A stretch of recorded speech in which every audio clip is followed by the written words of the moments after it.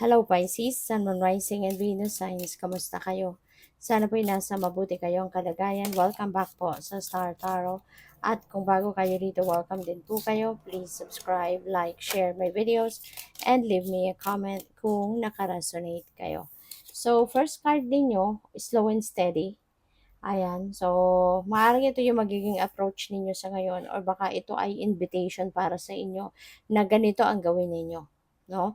Na slow and steady, pag-aralan, paghandaan before you take action towards your plans or your goals.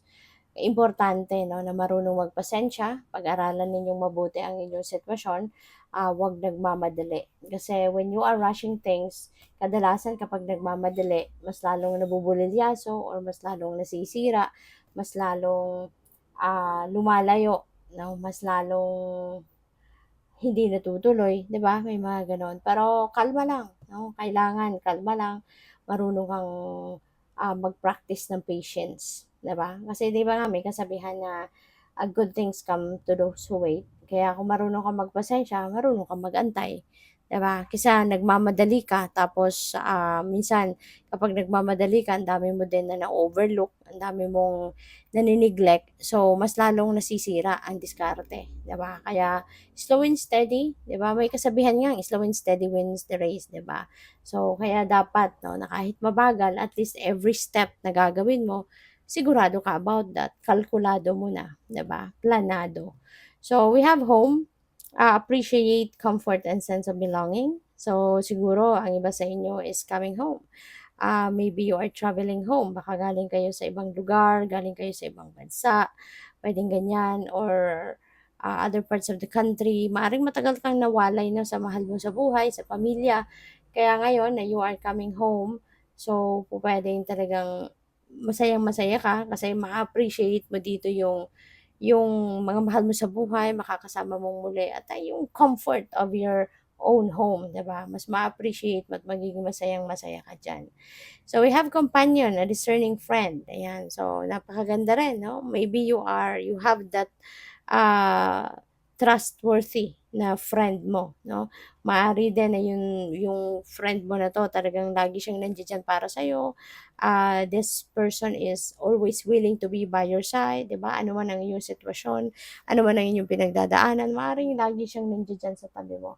Maaaring lagi siyang nandiya para tulungan ka, para samahan ka, damayan ka, no? So, we have gossip, words spread fast, kaya mag-iingat kayo sa mga impormasyon na isinishare ninyo sa ibang tao. Mag-iingat kayo sa mga impormasyon na binibigay mo sa ibang tao. Kasi ang chismis napakabilis kumalat, 'di ba? Kahit isang salita lang ang binigay mo sa ibang tao, kuwento mo, maaaring yan ay magiging 10 na, 'di ba? Kasi ang mga tao 'no, lalo-lalo na yung mga marites, very creative magtahi-tahi ng kwento, magtahi-tahi ng impormasyon. Kaya ingat kayo sa mga pakikipag-usap ninyo sa mga tao, lalo-lalo na kung hindi naman ninyo masyadong kilala, 'di ba?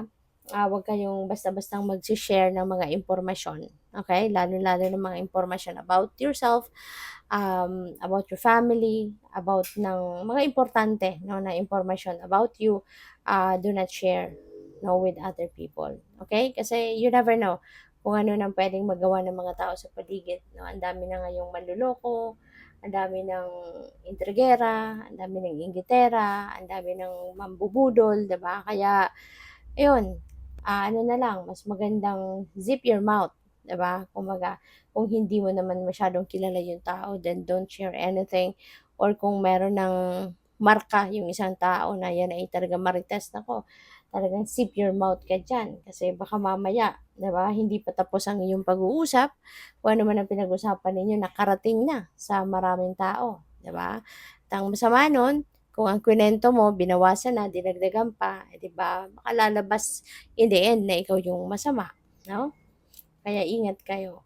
So we have detour, change course. Ayan, so pupuwedeng meron ditong change of heart, 'no? Maybe you're having a cold feet, regarding something dito na pinagdesisyonan mo na.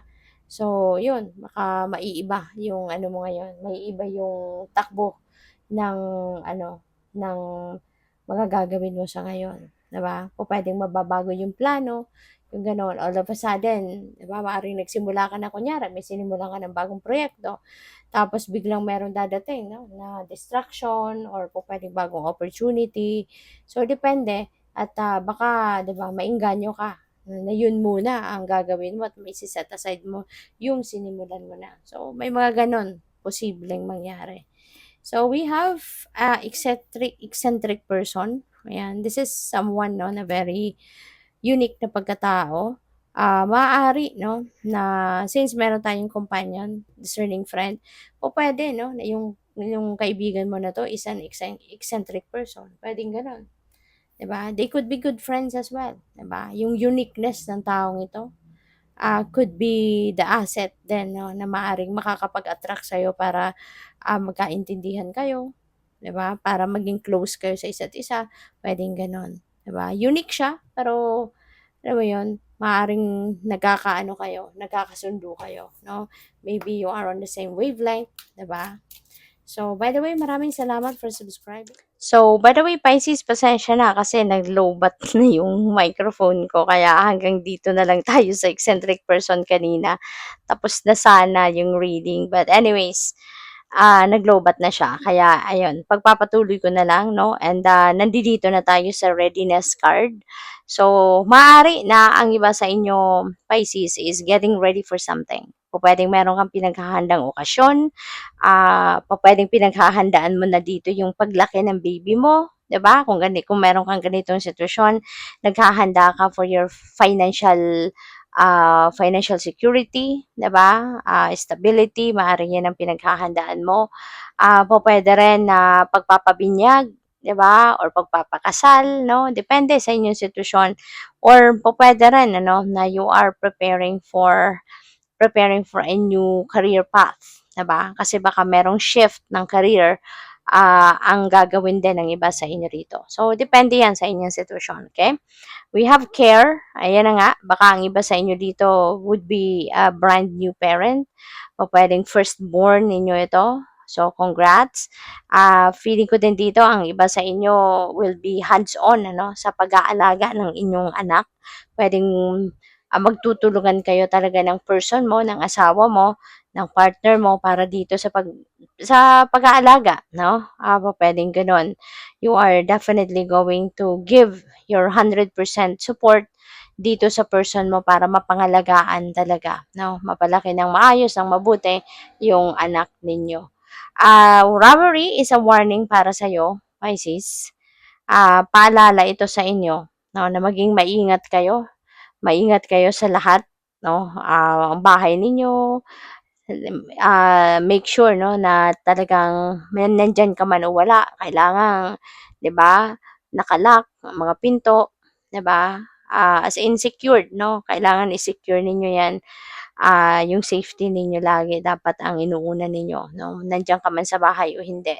Lalo-lalo na 'pag wala ka sa bahay, dapat yung mga alarm system ninyo talagang working, yung mga CCTV ninyo, make sure that they are working.